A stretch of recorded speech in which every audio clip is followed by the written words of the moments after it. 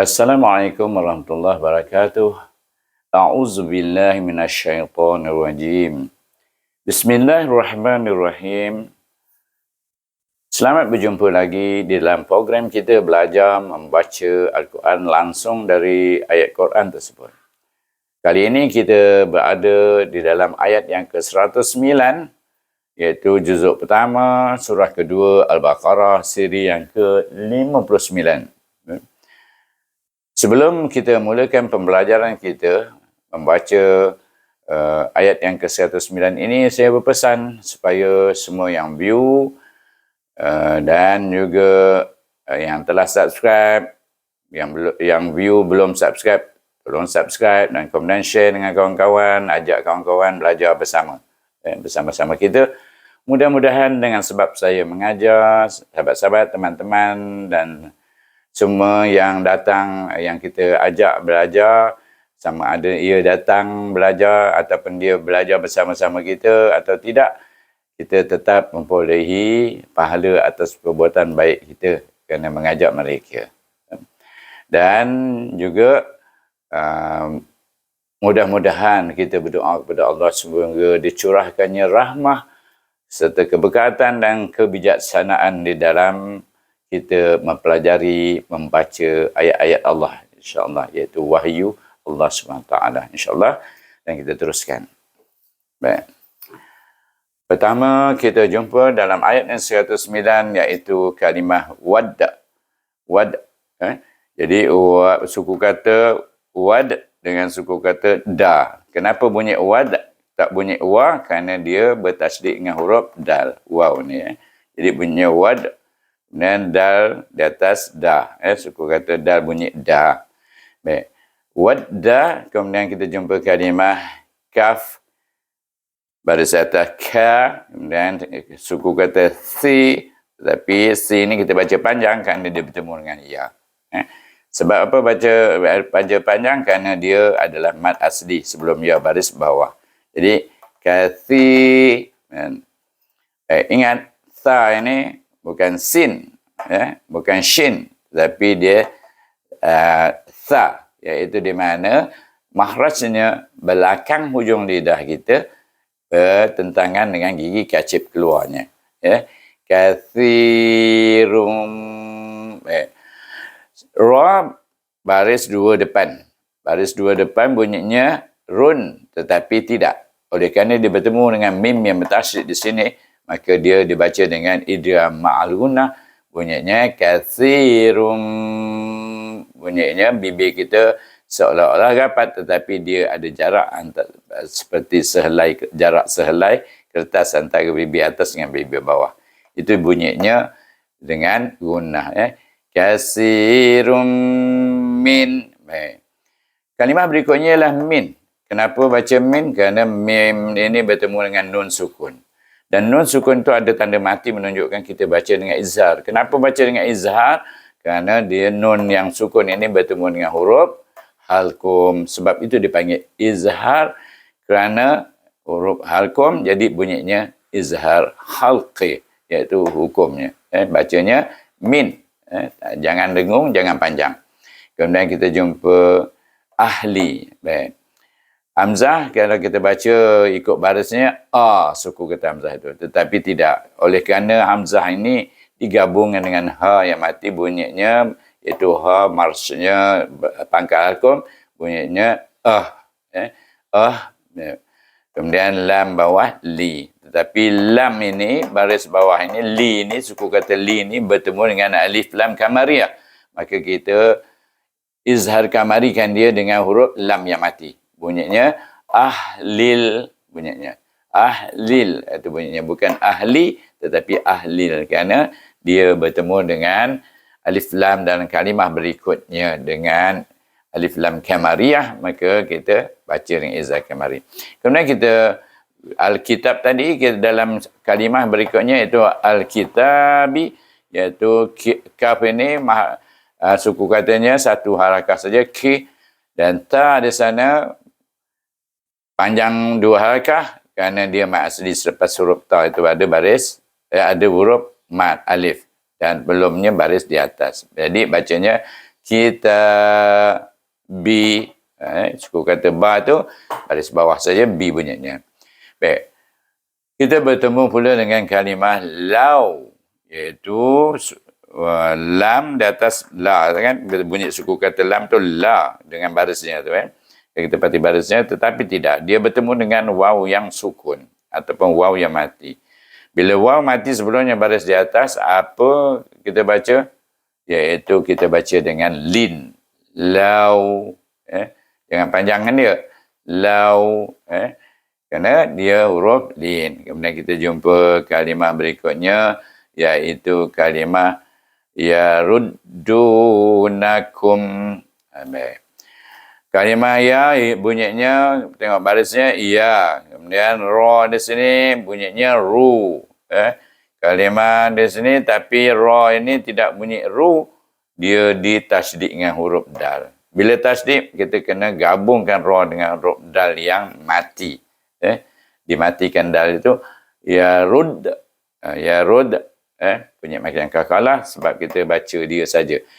Tapi selepas itu kita baca dal pula baris depan, du. Tapi dia kena panjang pula sebab selepas huruf dal ini bertemu dengan waw, sebelum waw itu baris di baris depan, maka kita baca dengan mad asli. Yaruddu nun, iaitu suku kata nun bunyinya na kerana baris atas kan. Kemudian kaf bunyinya ku, tetapi tidak, oleh kerana dia bertemu dengan mim yang sukun maka bunyi kum, tetapi kum ini juga kena baca iaitu bukan baca dengan izhar syafawi, tetapi dibaca dengan idgham mislain sagir, di mana hukum mim mati bertemu dengan mim, iaitu mim yang bertasydid.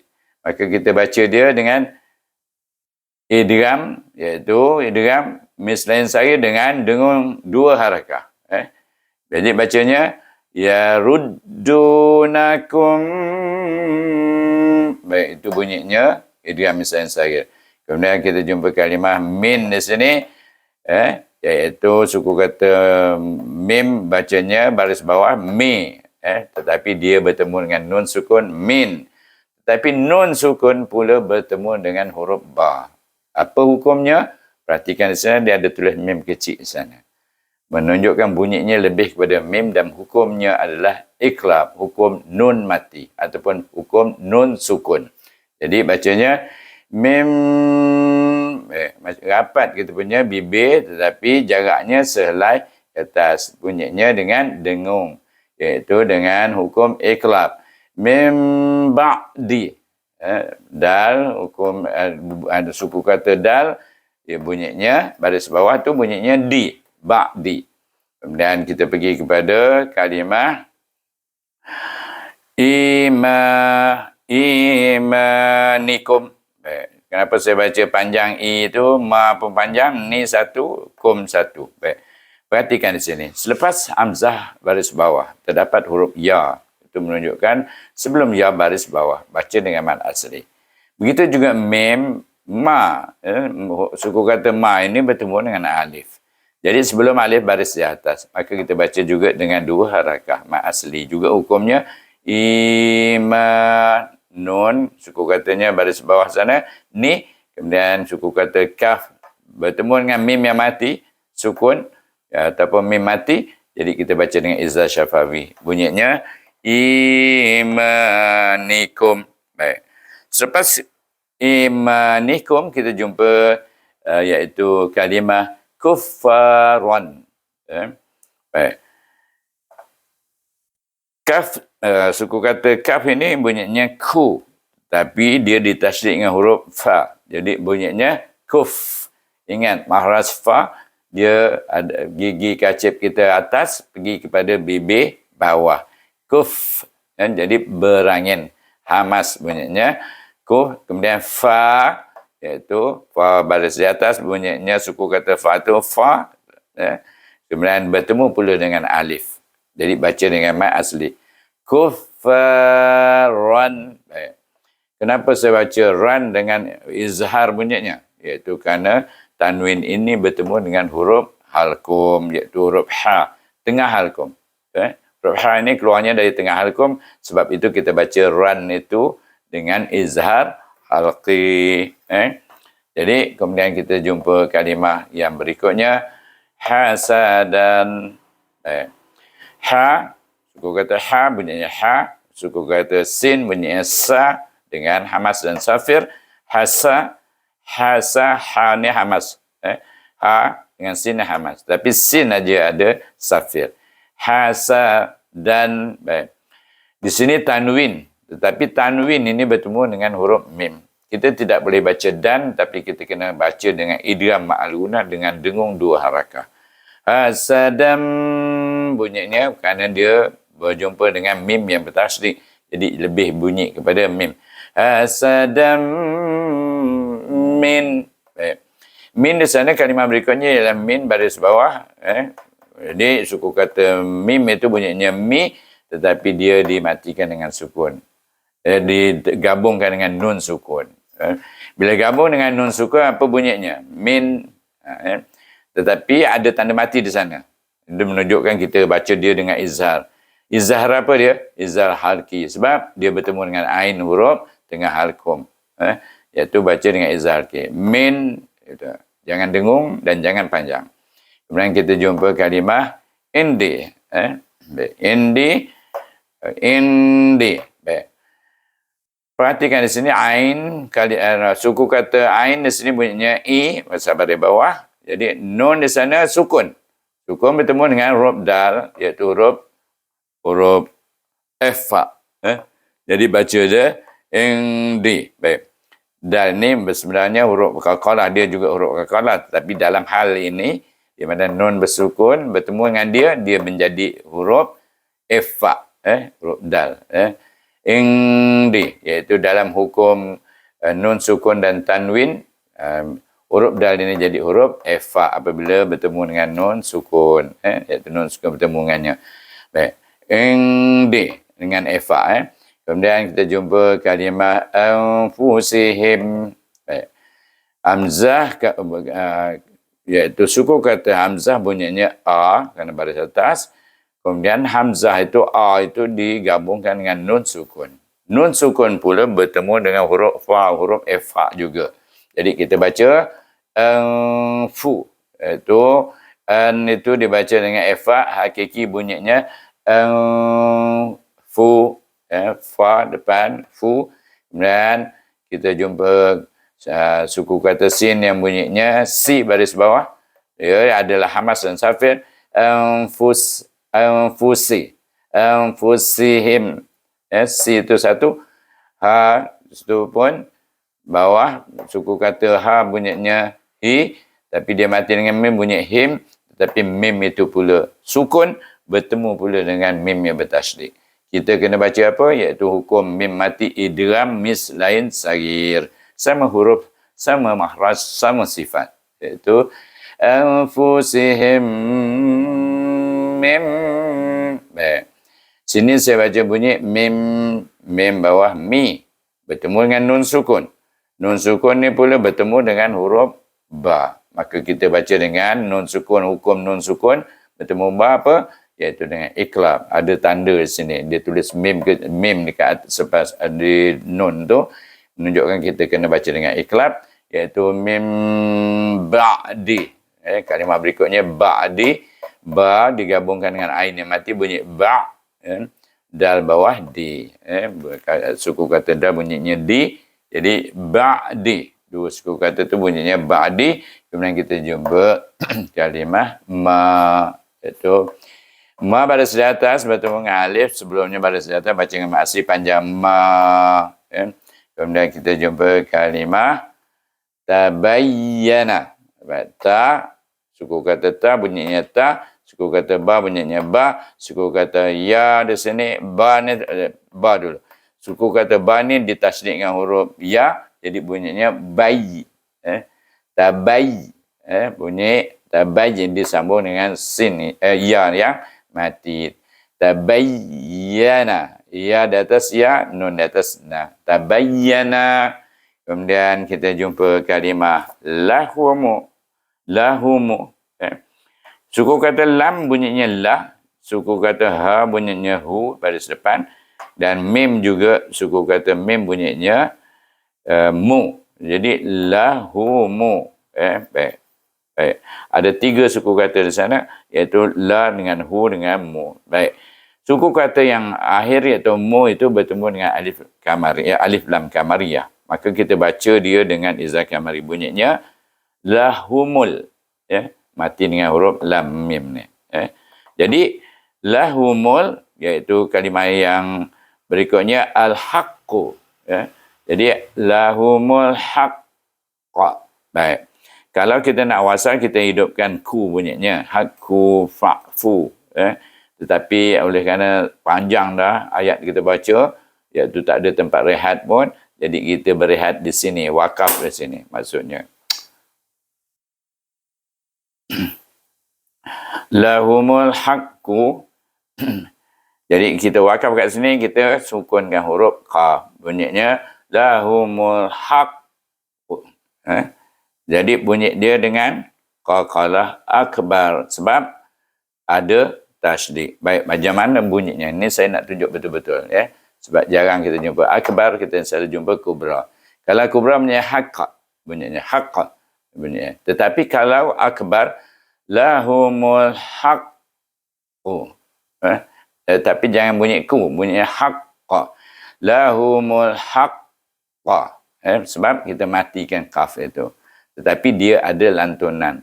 Lantunannya lambat sedikit daripada kubra. Iaitu kalau kubra, perhatikan. Al-haqqa. Tapi kalau kita akbar, al-haqqa. Lambat sikit. Lambat sedikit saja. Sebab dia bertasydid di sini. Itu sebab dia kena baca dengan akbar. Baik. Kita baca daripada mula, iaitu mengikut suku kata. Mana kita nafas kita panjang, tapi mula-mula ni kita baca satu-satu tak apa. Wadda kasirum min ahlil kitabi law yaruddunakum min ba'di imanikum kuffaran hasadam min indi anfusihim min ba'di ma tabayyana lahumul haqq. Baik, itu cara membacanya. Baik, kita baca dengan lancar. Kita baca sampai kitab bersambung lau. Nanti mana saya berhenti, kita berhenti sama-sama. Baik, sama-sama kita baca. A'udzubillahi minasyaitonirrajim. Tarik nafas panjang baru baca. Wadda kasirum min ahlil kitabi law yaruddunakum min ba'di imanikum. Baca daripada mim. Min ba'di imanikum kuffaran hasada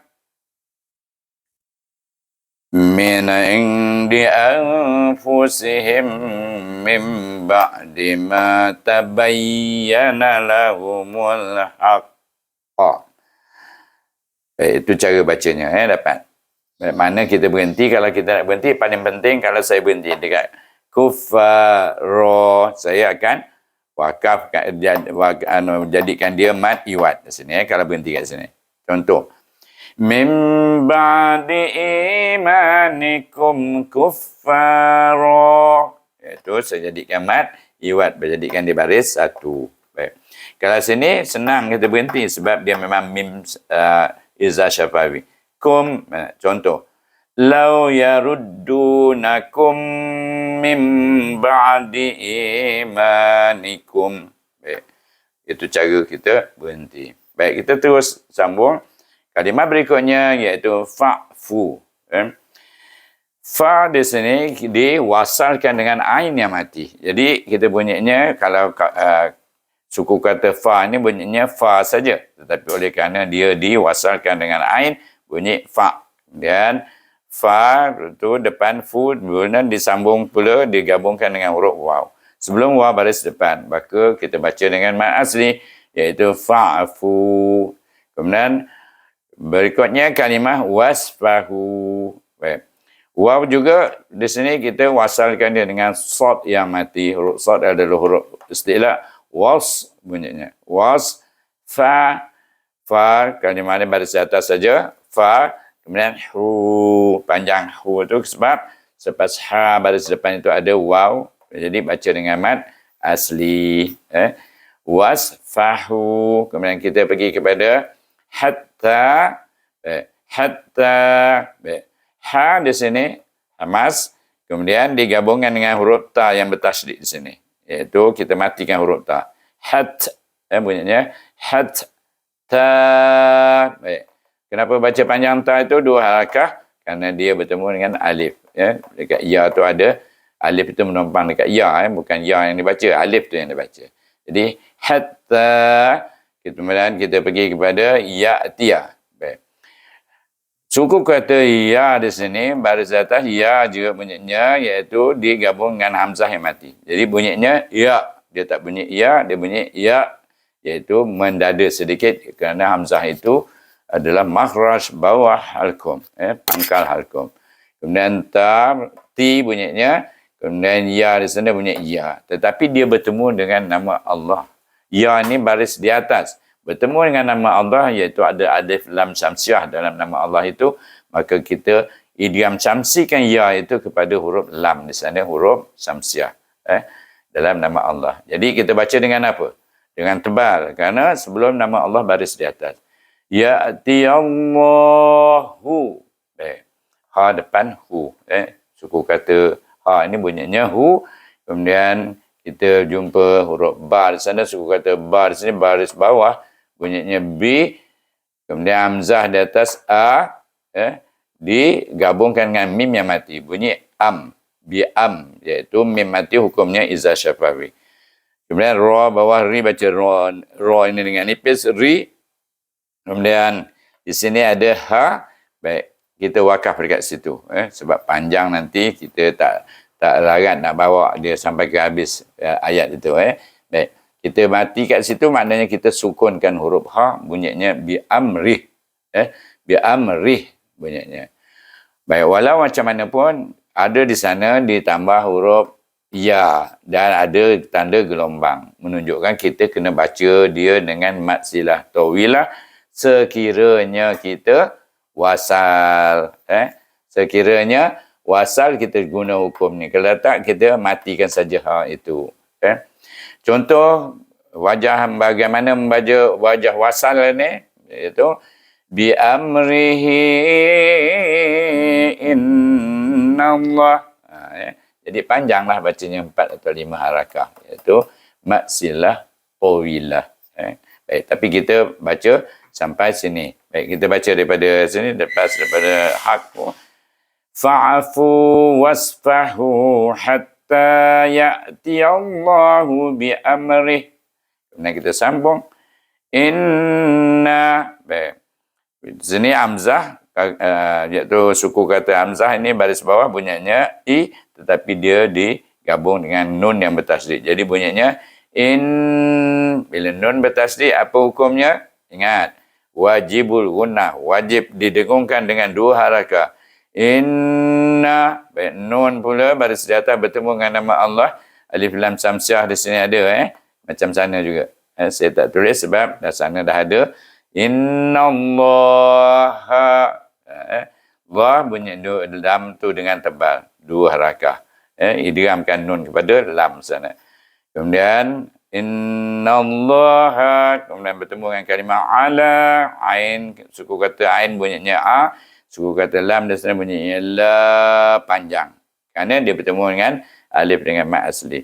Ala, kemudian kulli.